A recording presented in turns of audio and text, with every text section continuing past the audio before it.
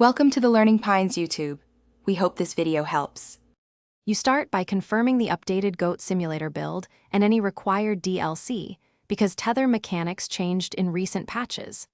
Next, load Goatville or a map with open physics.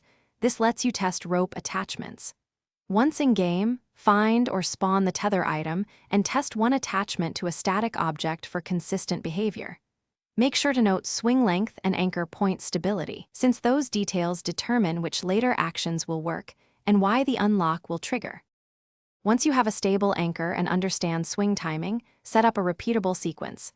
Attach, build momentum, and strike a target to create a physics event. You want 2 to 3 seconds of controlled pendulum motion. This creates predictable collisions. Then, while the tether is swinging, perform the unlock input sequence. Jump, aim at the target, reattach mid-swing, because timing is what the game checks. If you repeat this rhythmically, the game registers the complex interaction and advances the unlock state. Finish by completing the last reattachment and a clean landing. The unlock animation should play once the game verifies the physics chain. If nothing happens, reset the anchor and shorten swing variability so the sequence repeats identically. Also, make sure no mods alter tether physics.